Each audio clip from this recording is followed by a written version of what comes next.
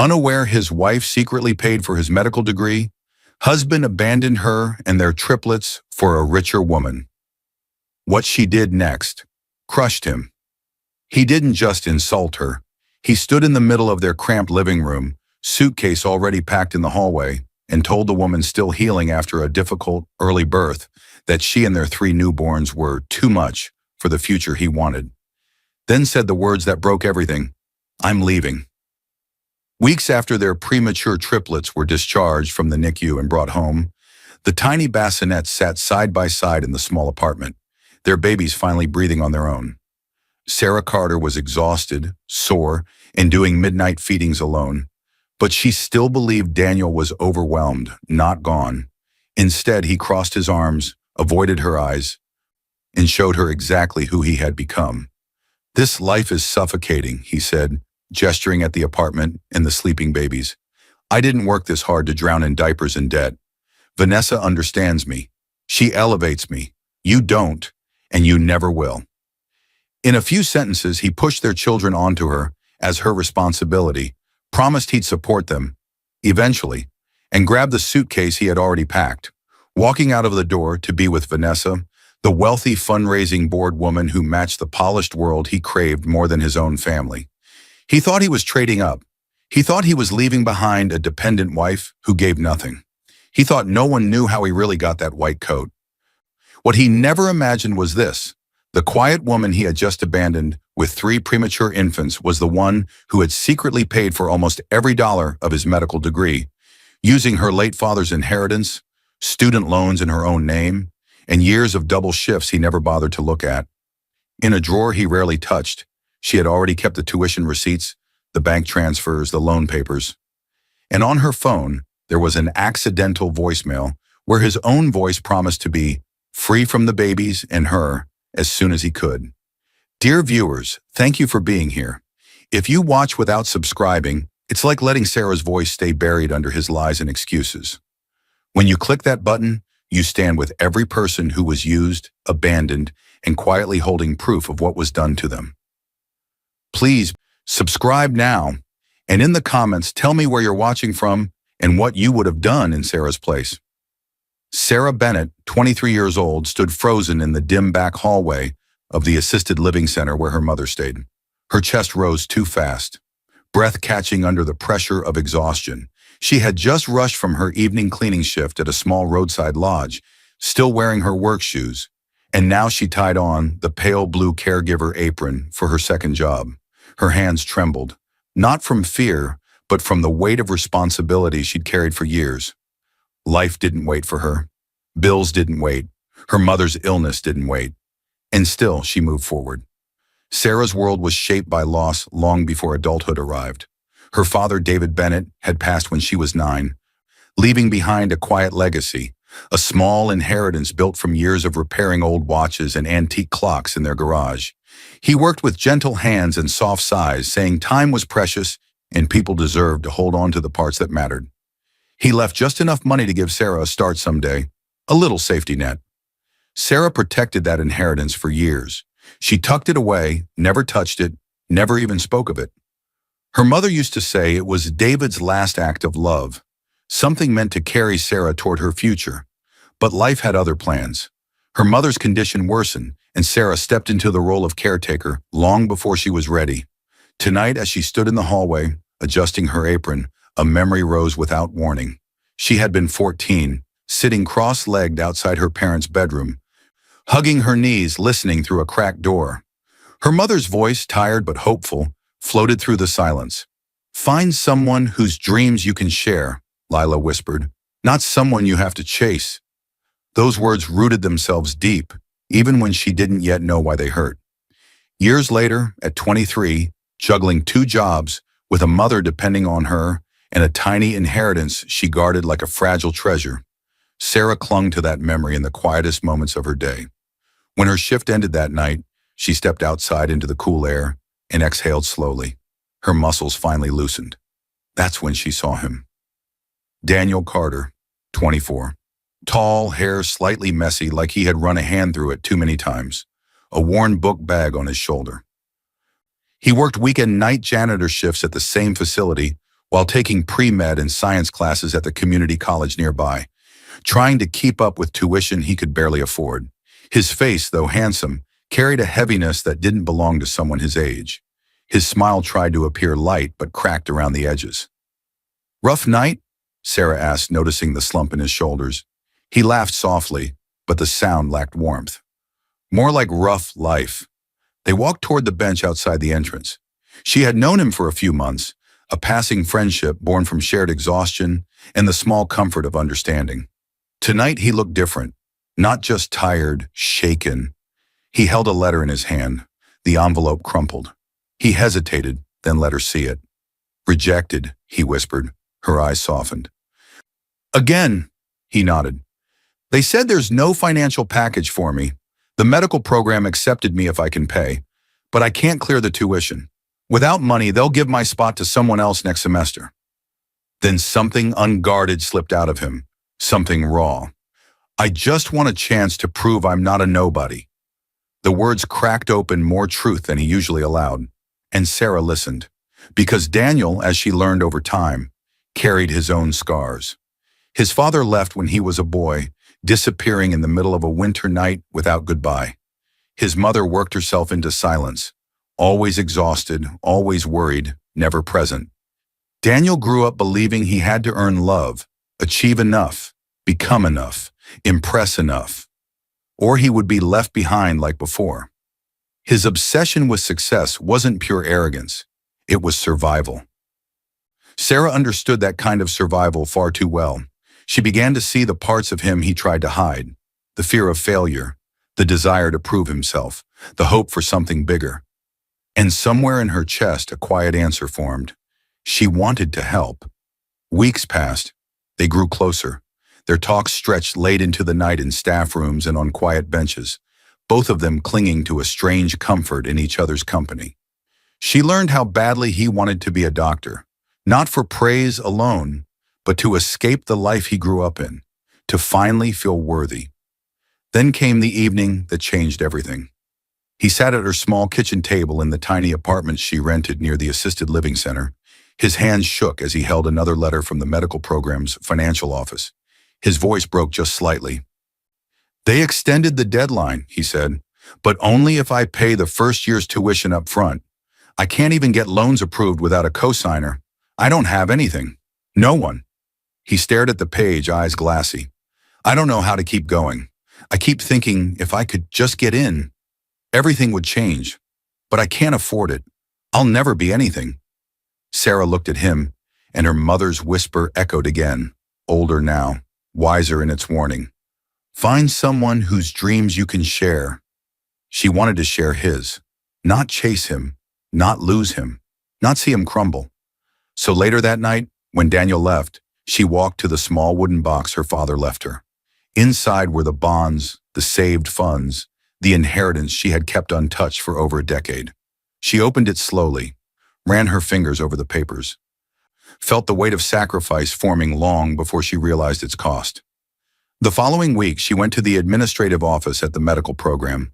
Alone, quiet, determined. She explained that Daniel had been accepted but couldn't secure the funds. The administrator hesitated. Policies, deadlines, rules. But money spoke in ways emotion couldn't. Sarah used her father's inheritance, secretly. She agreed to take additional student loans, in her own name. She signed the tuition paperwork as the primary payer and financial guarantor. Secretly, they reinstated Daniel's place on the condition the payments kept coming from the same account. Daniel never knew. She never told him. She told him something else instead. "A scholarship came through," she said with a gentle smile. "Some private donor support. They said it's for students from difficult backgrounds. They applied it to your account directly." And he believed her, because he needed to. But as the ink dried on the forms, a shadow rose behind her choice, a shadow that would one day walk away from her, long before the cost of her devotion was ever repaid. And in that moment, something small and silent shifted, something that would echo loudly in the next part of their lives. Sarah jolted awake to the sharp buzz of her alarm, her body aching from a late shift the night before. For a moment, she didn't even remember falling asleep. Then it hit her. Daniel's early class, Her own shift, and no time to waste. She sat up fast, heart pounding, because she knew she had only 20 minutes before her next shift, and Daniel needed his notes printed before he left for the hospital. Her life had become a race, a constant sprint. She rushed across the small bedroom she now shared with Daniel. 2 years had passed since she signed those forms. In that time, he started medical school. They had a small courthouse wedding, and she moved into this tiny apartment closer to campus. On paper, she was now Sarah Carter, but most of the financial documents still carried the name she grew up with, Sarah Bennett. She pulled on the same uniform she washed the night before. Her hands shook as she tied her shoes. She wasn't shaking from fear. She was shaking from exhaustion, from doing too much, from giving too much, from wanting a future she hoped they would one day share. But she kept moving. She always kept moving. When Sarah stepped into the kitchen, Daniel was already there, head bent over a medical textbook he bought secondhand. He had dark circles under his eyes but an ambitious glow in the center of his stare. He looked up at her as she slid his printed notes across the table. "Sarah, thank you, really." His voice was warm, grateful, almost tender. Moments like these kept her going. Their early marriage was simple at first. Small apartment, big dreams, endless nights that blurred into mornings. She worked at the assisted living center during the day and at a local lodge in the evenings. Some weekends she still picked up cleaning shifts just to keep up with the tuition payments and interest on the loans in her name. Sometimes she slipped out of work early to hunt down used medical textbooks for Daniel. Older editions, highlighted by strangers, but still helpful. She brought them home like treasures. Daniel would kiss her forehead and say, "When I become a doctor, I'll take care of everything. You won't have to work like this forever, I promise." She believed him. She wanted to, but slowly something else crept in, quietly, almost too soft to notice. One evening, while walking home together after Daniel's study group, he paused near a sleek car parked on the street. The polished surface reflected streetlights like a mirror. Daniel stared at it too long, his eyes lingering on the leather interior, the clean shine, the expensive badge on the front. "Doctors deserve a better life than this," he said with a laugh, as if he were joking. But it didn't sound like a joke. Sarah tucked this moment away, but she ignored the small sting it left behind. She reminded herself that ambition wasn't wrong. Wanting more wasn't wrong. Daniel simply wanted a good life. Still, something in his tone felt foreign. Months rolled by, then years. Daniel moved from basic science classes to clinical rotations.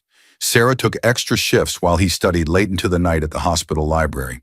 Their savings disappeared faster than it grew. But she never told him how much she was struggling. She didn't tell him she skipped meals so he wouldn't have to. She didn't tell him her hands blistered from lifting patients alone. She didn't tell him her legs cramped every night from standing too long. Daniel didn't ask, likely too buried in his own battles, but Sarah never blamed him for that. She loved him. That was enough. Then came the day everything changed. Sarah sat in a tiny clinic room, heart trembling as the doctor smiled gently and held up an ultrasound image.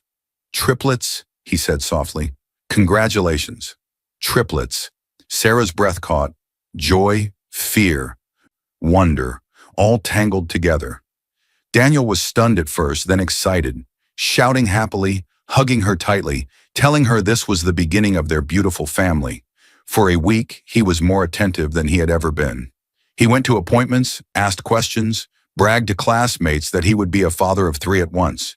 But the pregnancy hit hard. Her body struggled, her energy dropped. The doctors warned that she needed rest, help, and constant monitoring. She needed support, real physical support. Daniel promised he would be there, every appointment, every step.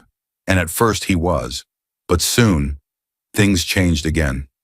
Daniel's hospital responsibilities grew more demanding as he approached graduation and prepared for residency interviews. He came home later, claiming he was studying with classmates or staying for extra rounds. Sarah pushed through her swelling feet and aching back alone most days, telling herself it was temporary. She told herself love just required sacrifice. Then came the night that should have been forgettable, but wasn't. Sarah was sitting on their couch, sorting baby clothes someone from her job donated. She looked up as Daniel entered the apartment, distracted, expression tight in a way she hadn't seen before. His phone buzzed. He glanced at the screen so quickly she almost missed it. A single line flashed before he turned the phone face down. "Dr. L, you coming tonight?" His jaw clenched. His shoulders stiffened, and he slipped the phone into his pocket with a careful, practiced motion. Something cold crawled into Sarah's chest. She didn't say anything. Not yet. But the question formed silently inside her. Who was Dr. L?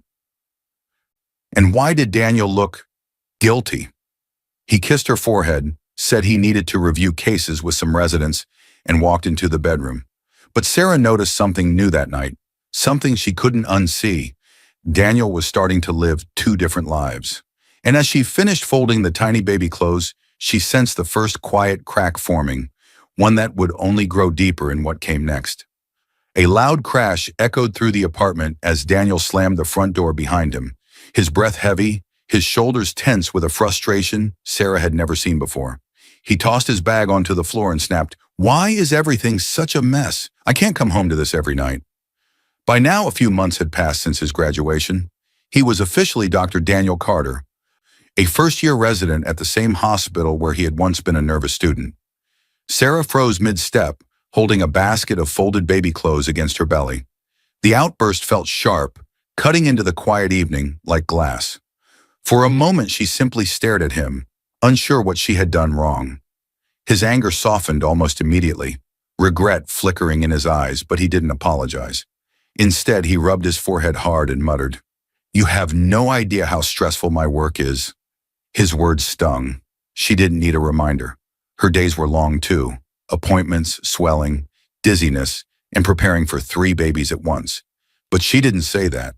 She swallowed the hurt and set the basket down gently. Daniel walked past her and sat at the kitchen table, buried his face in his hands. Sarah moved quietly around him, her steps soft, her breathing slow. She touched his shoulder lightly. "Is everything okay?" He lifted his head, irritation flashing again. "Sarah, please. You don't understand the burden of being a doctor. People's lives are in my hands. You don't know what it's like to have patients and attendings depending on you all day." The words landed harder than he expected. He didn't notice how she stepped back slightly or how her eyes dimmed.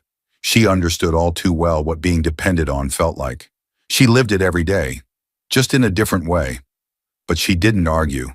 She only nodded. Later that night, as she washed dishes, she heard something she almost never heard anymore.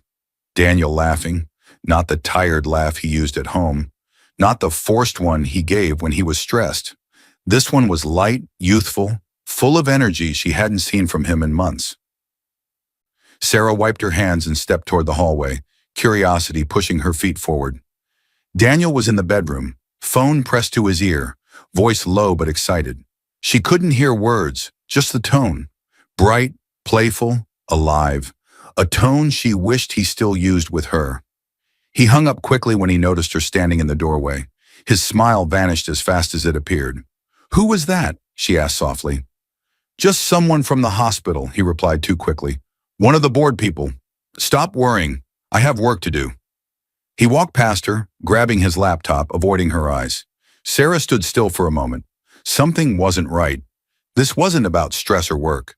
This was something deeper, something slipping through cracks she didn't even know existed, and she felt it widening. The reflection deepened in her chest as she remembered something small but important. Daniel had always loved validation. Even back when they first met, she saw how his face lit up when praised, how he straightened his posture when someone with status noticed him. It was harmless then, just insecurity trying to feel worthy. But now, surrounded by doctors, nurses, wealthy donors, and polished professionals, that old need for approval had room to grow, and Sarah sensed it growing too fast. Days passed. Daniel came home later, sometimes after midnight. His clothes smelled of expensive perfume, not just disinfectant and hospital air. He claimed it was cologne from a coworker who hugged everyone. Sarah nodded, but a quiet ache settled into her bones. She told herself he was just tired. She told herself residency was overwhelming. She told herself she was imagining things, but the truth whispered in the back of her mind, steady and unsettling. One afternoon, as Sarah set Daniel's clean scrubs on the bed, his phone buzzed on the nightstand. She didn't mean to look. She only glanced out of reflex. A name lit up the screen. Vanessa. A name she didn't know. A name that didn't belong to anyone he had ever mentioned. The preview bubble showed just a fragment. Board dinner tonight. Can't wait to see... The notification disappeared as the phone locked. When Daniel came out of the shower moments later, she pointed to the phone. Who's Vanessa? He didn't flinch, didn't hesitate. His answer came smooth, almost practiced. She's on the hospital fundraising board. She helps bring in donors. It's nothing. Nothing. The word echoed in her chest, too hollow to believe. And as he kissed her cheek and walked away, his phone still in his hand, she couldn't shake the feeling that nothing was about to become something far worse. And as the quiet evening settled again, Sarah sensed a shift, a small, sharp one, that would only grow sharper in the days to come. Sarah's scream tore through the hospital hallway as nurses rushed her into a delivery room. She wasn't supposed to go into labor yet. Not this early. Not when the baby still needed weeks. Her vision blurred. Her breath broke. Her hands clutched the rails of the hospital bed as contractions crashed through her like waves she couldn't escape. She heard voices, urgent, commanding. 3 babies. We need NICU ready. Move quickly. Blood pressure dropping. Her world spun. Daniel wasn't beside her. He was miles away at a fundraising dinner, dressed in a suit, standing beside Vanessa at a hotel ballroom packed with donors and board members. She had picked out the tie that matched his eyes. She had introduced him around as one of our most promising young doctors. The pain sharpened, slicing through Sarah's ribs. Tears streaked her face, but her voice cracked in one desperate whisper. Please, my babies. Then everything blurred into bright lights and rushing feet. Hours later, Sarah lay in her hospital bed, drained, pale, barely able to lift her head. Her stomach felt empty, hollow. She delivered too soon. The room felt too large, too cold. Machines hummed softly around her. A kind nurse named Emily, middle-aged with soft hands and calm eyes, stepped in. Her role was clear. She was the NICU coordinating nurse assigned to guide new parents in emergencies. She gently brushed hair from Sarah's forehead. You did everything you could, Emily said softly. The triplets are fighters. They're in the NICU getting the best care. I need to see them, Sarah whispered, her voice raw. You will, soon. Let your body rest for a moment. We don't want you collapsing on the way. Sarah tried to breathe normally, but guilt crushed her chest. She felt responsible. If she had rested more, worked less, stressed less. Emily noticed the look in her eyes. Preterm birth with multiples is common. This isn't your fault. Sarah closed her eyes, tears sliding sideways into the pillow. When Daniel finally arrived, 2 hours later, his hair was perfectly gelled, suit spotless, smelling faintly of strong perfume that wasn't hers. He rushed in with forced panic. I came as fast as I could, he said, voice tight. The dinner ran longer, and my phone was on silent for the speeches. Sarah stared at him. Her body was too weak to argue or question details. She just nodded. He kissed her forehead, but it felt distant, mechanical. They walked slowly to the NICU. 3 tiny babies lay in 3 tiny incubators, each hooked to life-supporting monitors. Their chests rose and fell quickly, their bodies small and fragile. Sarah's heart broke and rebuilt itself in one breath. These were her children, her miracle, her reason to fight. Daniel stood stiffly beside her, arms crossed, eyes darting toward his buzzing phone. A message flashed. He ignored it. He tried to smile. But something about his expression seemed conflicted, like stress and guilt were pressing against each other inside him. They visited the babies together for a few minutes, but Sarah noticed how quickly Daniel shifted his weight, how he glanced at the clock more than at the infants. Minutes passed. Then he sighed. I'm sorry, Sarah. I need to head back. Back? She asked quietly. The board expects me to attend certain events. These people support the hospital. It's important for my career. If I just disappear, they'll notice. Her throat tightened. But the babies, they're in good hands. You stay. Rest. I'll come back after things calm down. He kissed her cheek and walked out without looking back. The door closed behind him, and Sarah felt the room tilt. Fear, love, exhaustion, and loneliness pressed down until she could hardly breathe. Days turned into a routine she didn't expect. Sarah, moving slowly but with fierce determination, spent hours in the NICU, whispering to each baby, learning their tiny faces and fragile rhythms. She pumped milk, wrote their names on little cards, and memorized every beep of every monitor. Daniel visited less and less. Late shifts, he said. Board meetings, he said. They need me, he said. But each excuse cut a new wound in her heart. One evening, after a long day at the NICU, Sarah returned to her hospital room alone.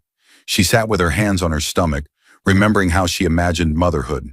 A warm home, a supportive husband, a strong family. Instead, she felt abandoned, just like Daniel had been as a child. A memory flashed. Daniel telling her how his father left right after he was born, how his mother cried in the kitchen for weeks, how he learned early that when stress came, people ran. Was he running now? Before she could answer that terrible question, her phone buzzed with a voicemail notification. She frowned. She hadn't made any calls. She pressed play. Daniel's voice filled the room, soft, warm, gentle in a way he hadn't spoken to her in months. I miss you too. And yes, I'll tell her soon. In the background, she could hear faint music and clinking glasses, sounds of the same kind of dinner he had just left. It hit her in one sharp realization. He must have dialed her by accident while calling someone else. The call went to voicemail and recorded what he thought was a private moment. Sarah froze. Tell who? What? Her heart stopped mid-beat. That message wasn't meant for her. And as the phone slipped from her hand, Sarah sensed the truth moving closer. Quiet, sharp, and ready to cut. Weeks after the triplets were finally discharged from the NICU and brought home, Daniel slammed the apartment door so hard the walls shook. Sarah, holding one of the babies against her shoulder, flinched as the noise ripped through the quiet space. The triplets stirred in their bassinets, tiny bodies trembling at the sudden shock. Daniel didn't stop to check on them. He didn't even glance their way. He stormed into the living room with an expression Sarah had never seen before. Cold, sharp, rehearsed. Sit down, he said, not a request, a command. Sarah felt her stomach drop. Something dark filled the air around him. She gently placed the baby back into the bassinet and took a seat on the edge of the couch. Her hands shook. Her breath thinned. Over the past days, he had been more distant than ever. Late nights, vague explanations. A suitcase that had moved from the back of the closet to the hallway. Because it's easier for call shifts. She wanted to believe him. She wanted to believe the voicemail she heard had been a misunderstanding. Now she wasn't so sure. Daniel did not sit. He stood above her like a judge delivering a sentence. We need to talk, he said, voice flat. I'm leaving. Her heart stilled. For a moment, she didn't understand what the words meant. Leaving? Leaving where? Leaving for how long? The babies were barely out of the NICU. She was still healing. This wasn't real. It couldn't be. What do you mean? She whispered. Daniel crossed his arms, avoiding her eyes. I can't do this anymore. This life, he gestured toward the cramped apartment, the bassinets, is suffocating. You and the babies. It's too much. I feel trapped. The words hit her like a strike to the ribs. She blinked, trying to understand the man standing in front of her. He wasn't the Daniel she married. He wasn't the man who promised to take care of everything. He wasn't the man she secretly funded through medical school. Her voice cracked. We're your family.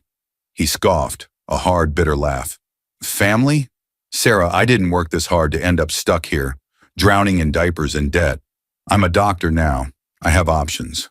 I deserve better than this. Her chest tightened painfully. What world is better than being with your children? Daniel finally looked at her. His eyes were cold and distant. Vanessa understands me, he said. She elevates me. The name stabbed through her like ice. Vanessa, the woman from the fundraising board, the woman behind the late-night messages, the woman whose voice she imagined on the other end of that mistaken voicemail, the woman with power, wealth, connections, the woman who could introduce him to the elite world he always craved, and the world Sarah could never give him. Sarah's breath trembled. Are you seeing her? He didn't even have the decency to hide it. Yes. The word dropped like a hammer. Her knees weakened. Her pulse raced in her ears. She tried to speak, but her voice choked on grief. Daniel continued, almost proud now. Shame nowhere in sight. She believes in my potential. She sees what I can become, and she actually fits the life I deserve. She moves in the same circles as the board. She's not embarrassed to want more. Every sentence cut deeper than the last. He stepped closer, lowering his voice to a cruel whisper. You don't, and you never will. Her vision blurred with tears, not because he chose another woman, but because he discarded their children just as easily. Daniel, she whispered, glancing toward the bassinets. They're your babies. He shrugged. They're your responsibility. You're better at home stuff anyway. I can't waste my career on midnight feedings and crying. I'm meant for more than this. Sarah's whole body trembled. And me? You'll survive, he said bluntly. You always do. You did before me, you'll do it after. You're tough, Sarah. She stared at him, barely breathing. He didn't appreciate her sacrifices. He didn't remember how she worked double shifts for years. He didn't know she paid for his entire education from her father's last gift. He didn't know because she supported him in silence, believing he would someday return that love. She saw then that he never understood devotion. He only understood validation. Daniel ran a hand through his hair and exhaled sharply. Look, don't make this ugly, Sarah. You'll be fine. I'll support the kids. Eventually, once things settle and my reputation is stable. The cruelty in that last word gutted her. Eventually. Like her children were an afterthought. Like she was a burden. Like their whole life together was disposable.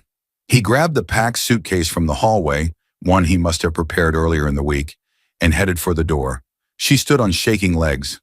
Please, don't do this. Don't leave us like this. They need their father.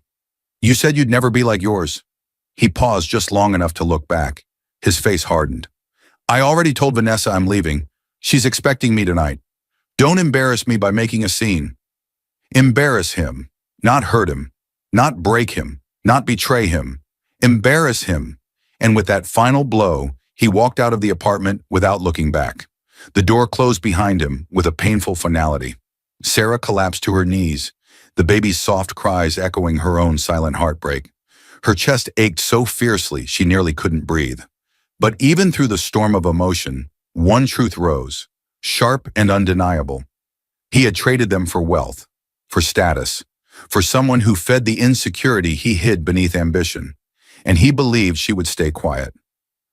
But he had no idea what she knew, what she held, or how far she would go to protect her children.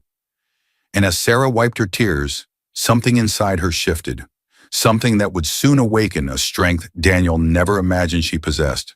All three babies were crying at once, high, thin, desperate cries that pierced the silence of the small apartment.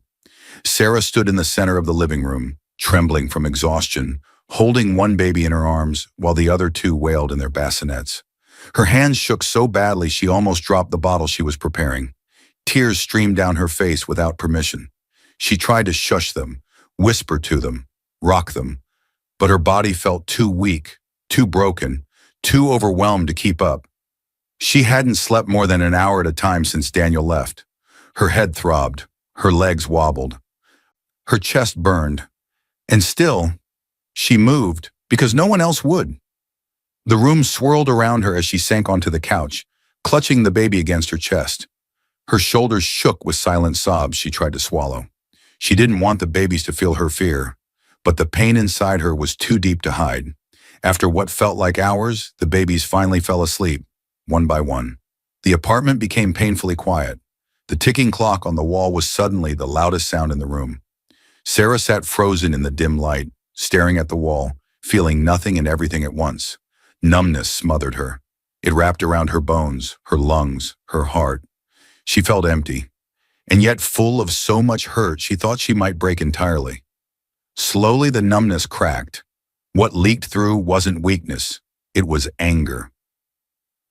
Not the explosive kind, not the loud kind, but the quiet, focused kind. The kind that formed when someone reached the end of their breaking point and found something powerful underneath. Her breathing steadied. Her tears stopped. Her jaw tightened.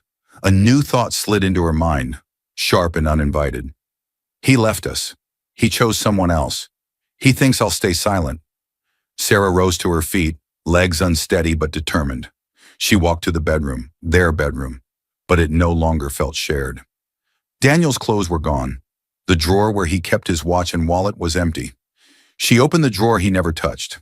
Inside, she found the folder she had hidden for years behind old blankets and spare sheets. Her hands hovered over it before pulling it out. Inside were papers, stacks of them, her life written in numbers and signatures. Tuition receipts, bank transfers, student loan approvals, her father's inheritance withdrawal forms, proof of every sacrifice she made for him. She stared at those papers, and memories hit her like flashes of lightning. Her calling lenders late at night, begging for lower interest rates. Her working double shifts, sometimes triple, while he slept and studied. Her selling her father's watch collection, each piece a memory she let go of for Daniel's future. Her hiding headaches and back pain so he wouldn't feel guilty. Her lying about scholarships so he would feel proud instead of ashamed. She saw it all, and the pain inside her transformed into something sharper. Protection, resolve, clarity. Daniel thought she was weak. Daniel thought she would crumble without him. Daniel thought leaving her with 3 babies would break her. He didn't realize she held the very foundation of his entire career in her hands. A quiet voice rose inside her. I built him, and now I can destroy everything he built on top of me. Sarah didn't know anything about revenge. She didn't know much about the law. She didn't know how far she would need to go. But she did know this. She wasn't alone. The next morning, while the baby slept, she called her closest friend, Melissa, a co-worker at the assisted living center. Melissa had always been blunt, protective, the kind of woman who noticed things Sarah pretended not to see. When Melissa arrived and saw the papers spread across the table, her eyes widened. Sarah, he didn't know about any of this? She asked. Sarah shook her head. He still thinks some donor scholarship saved him. And he left you with 3 newborns? Melissa's voice cracked with fury. Sarah's whisper was barely audible. He said he deserved better. That was the moment something shifted in Melissa's expression. She placed a firm hand on Sarah's shoulder and spoke with a steady, controlled voice that cut through the fog. Sarah, you need a lawyer. Sarah froze. A lawyer? The word felt too big, too serious, too final. Lawyers meant battles, courtrooms, documents she didn't understand. Melissa tightened her grip, eyes locked on hers. You have proof, you have truth, and you have 3 babies who deserve justice. Find a lawyer, now. I'll help you. We'll start with someone who knows family law and money. Sarah swallowed hard, fear and strength twisting inside her like tangled threads. A lawyer. A battle, a future she'd never expected. And as she looked back down at the folder full of receipts and forms, something inside her whispered, this is only the beginning. And as the folder snapped shut, Sarah sensed the next step forming, quietly, powerfully, waiting for her to take it. The room felt too bright, too sharp, too awake for someone who barely slept. Papers, folders, and law books lined the shelves.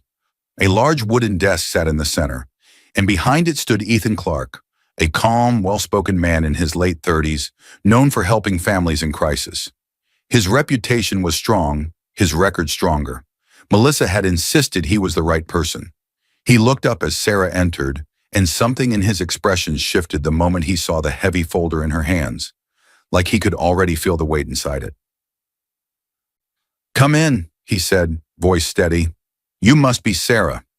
She moved carefully, almost timidly, as if she were stepping into a world she didn't belong to. She sat down, hands trembling slightly as she placed the folder on the table between them. Ethan opened it. Tuition receipts, bank transfers, loan approvals in her name, inheritance withdrawal slips signed by her, proof she had paid for every step of Daniel's path to becoming a doctor. Ethan's eyebrows rose slowly, then higher still. He leaned back, stunned.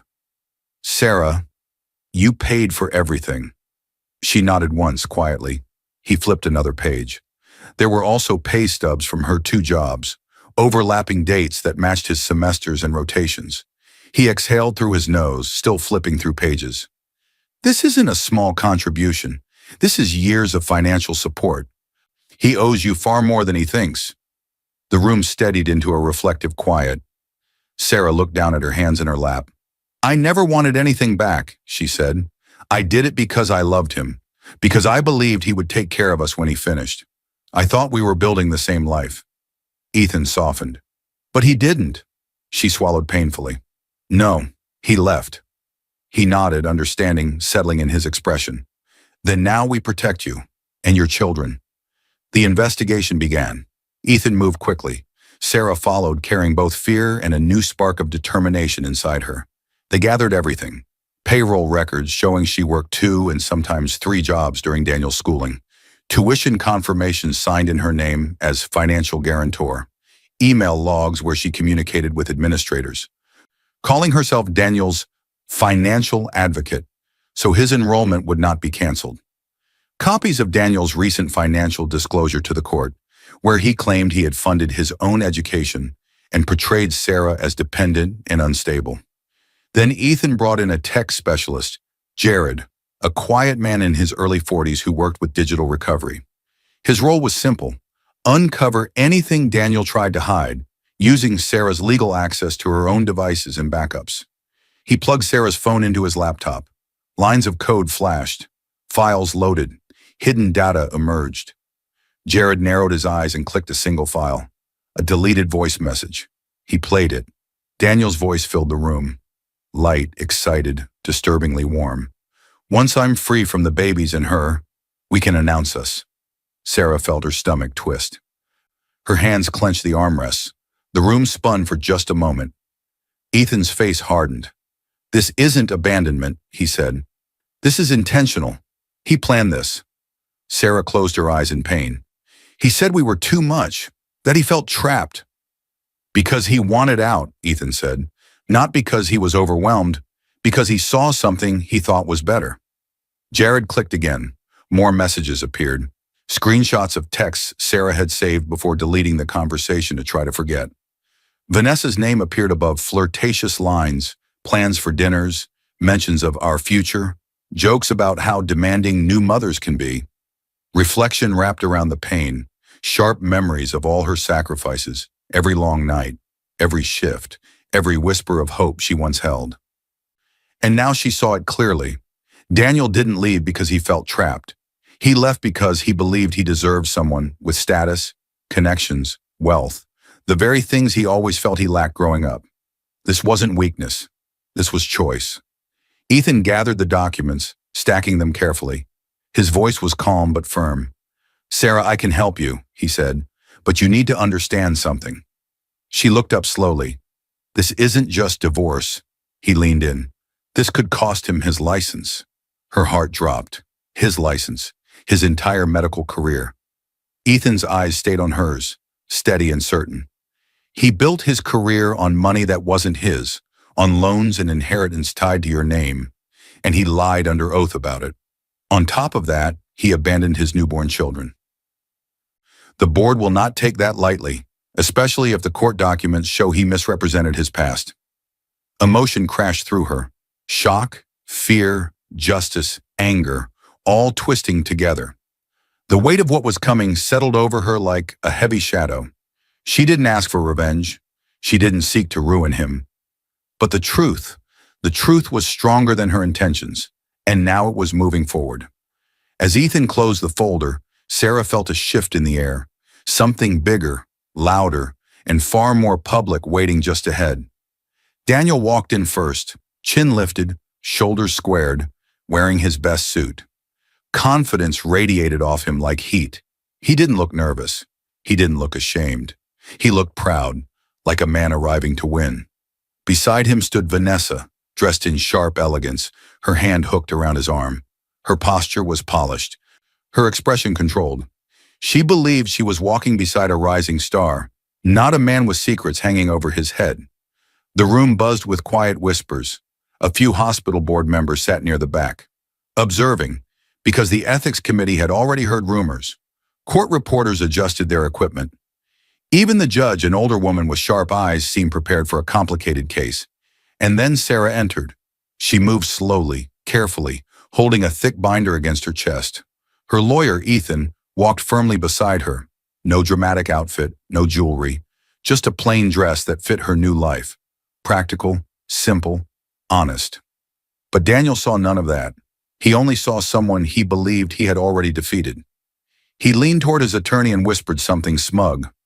Vanessa smiled, her fingers tightening on his arm as if she already saw their victory. The judge tapped her pen. "Let's begin." Daniel's attorney rose first, speaking with smooth confidence. "Your Honor, my client, Dr. Daniel Carter, has been burdened with an emotionally unstable spouse. She has been financially dependent on him for years. She created a home environment filled with stress he could not reasonably manage while pursuing a demanding medical career." He gestured toward Daniel as if introducing a hero. "Dr. Carter has shown responsibility. He has shown dedication. He has supported his wife and 3 children to the best of his ability, while she refused to contribute financially." He let the words hang. "She contributed nothing. She lived off my client." Ethan stood. "Your Honor, that is factually false, and we have proof." The judge nodded. "Proceed, Mr. Clark." Ethan walked to the judge's bench and placed the binder down.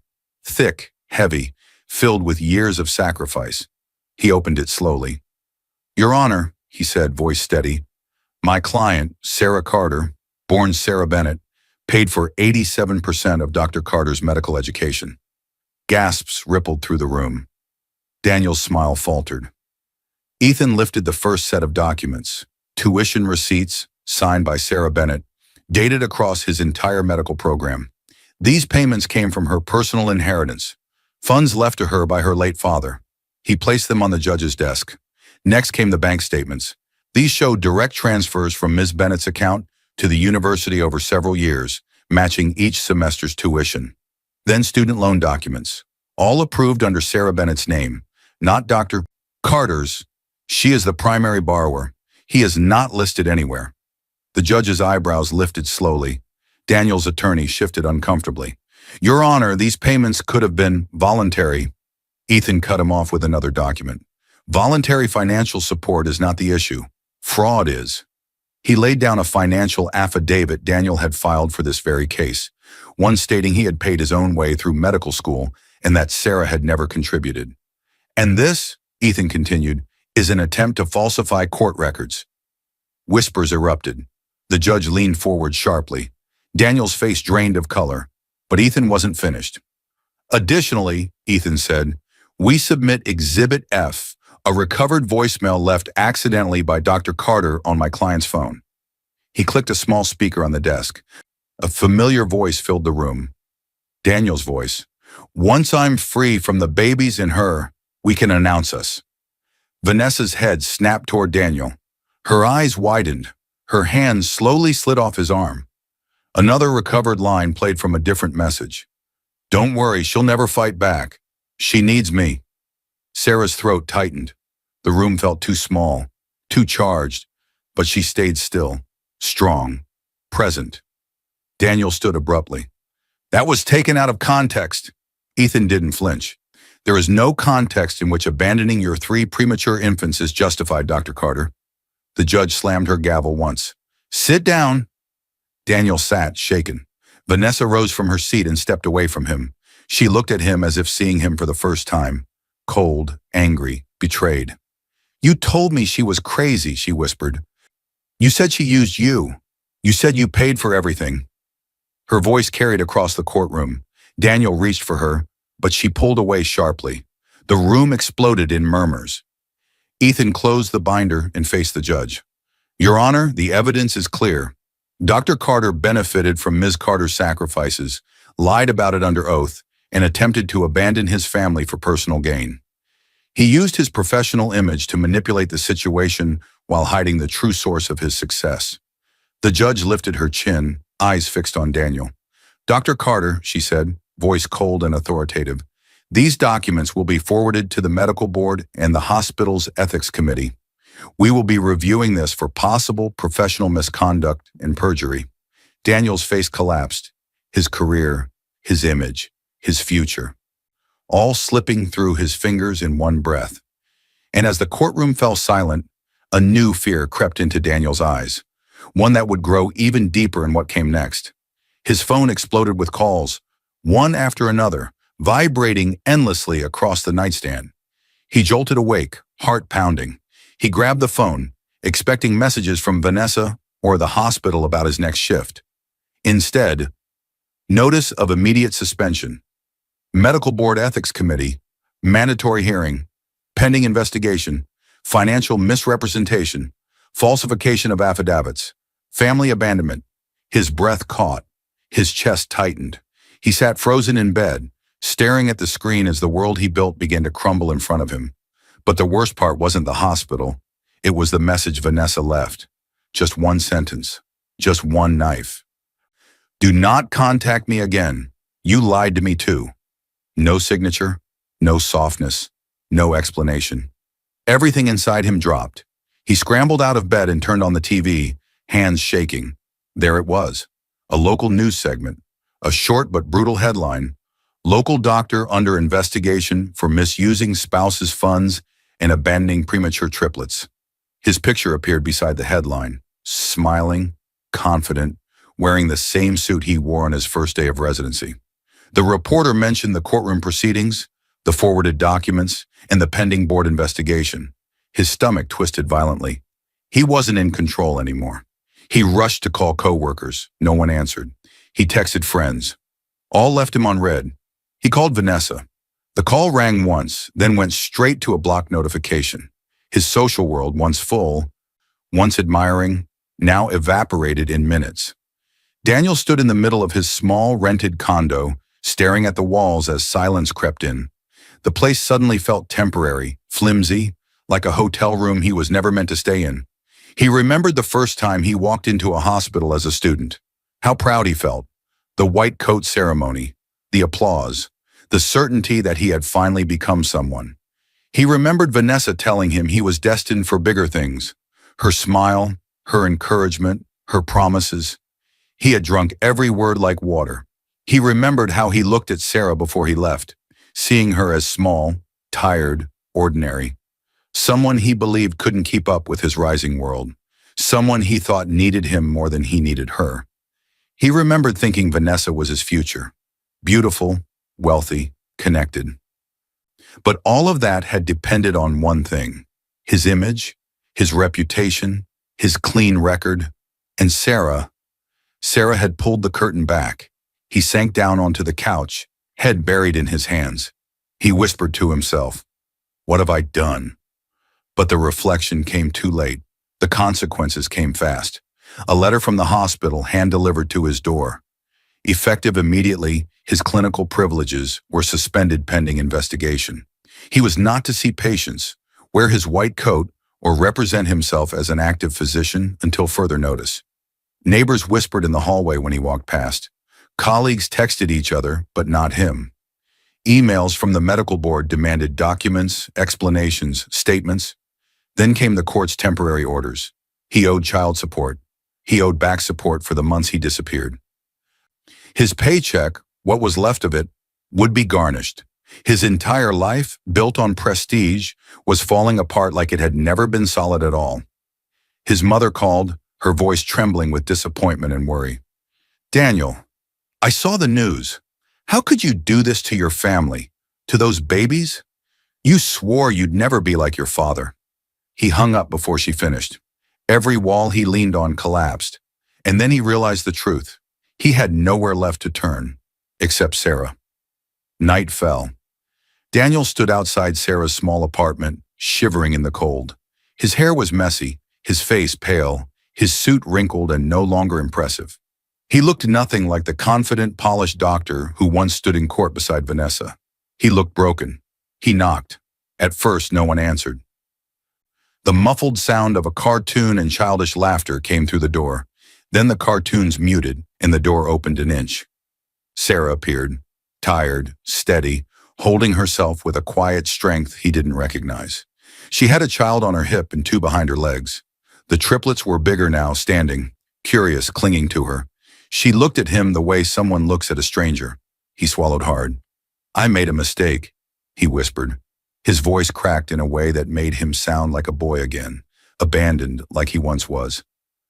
I, I need my family back. I can't lose everything. I can be better. I'll try, please. Sarah's eyes softened for just a second, because she wasn't cruel, but they didn't break. She didn't speak. She didn't argue. She didn't cry.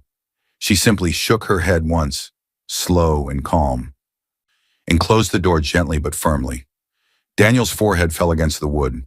He whispered desperately, voice shaking, "Please, don't leave me with nothing." But Sarah didn't leave him with nothing. She left him with the truth he had run from, the truth she had carried alone, the truth he never bothered to see until it swallowed him whole. Behind the door, Sarah walked away slowly, her steps calm, her heart steady, her mind clear. She had 3 babies to protect, a future to rebuild, and justice already in motion. And as Daniel slid down the door in defeat, Sarah sensed the final chapter approaching, where the consequences he feared most would finally arrive. The triplets charged across the small living room, stumbling, laughing, reaching for their mother.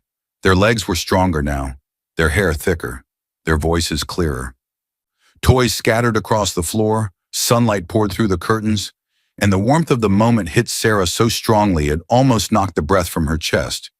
Not in fear, in gratitude, in disbelief that she had survived everything that tried to break her. She knelt down, scooping the children into her arms, their tiny hands clinging to her shirt, their faces lighting up when she kissed their cheeks. Their laughter wrapped around her like a gentle shield, chasing away the last shadows Daniel left behind. Sarah stood slowly, carrying one child on her hip while the other 2 toddled beside her. She looked around the apartment, the same walls that once felt too tight, too quiet, too heavy. Now they felt safe, warm. Hers. She had painted the nursery herself, using soft colors she never had the chance to use before. She kept the blinds open for sunlight, something she never dared do when Daniel complained about early mornings. She placed small photo frames on the walls with pictures of her and the kids. First steps, messy meals, tiny hospital bracelets in a shadow box. Moments he had missed, moments she cherished. There was no emptiness now, only life, only renewal.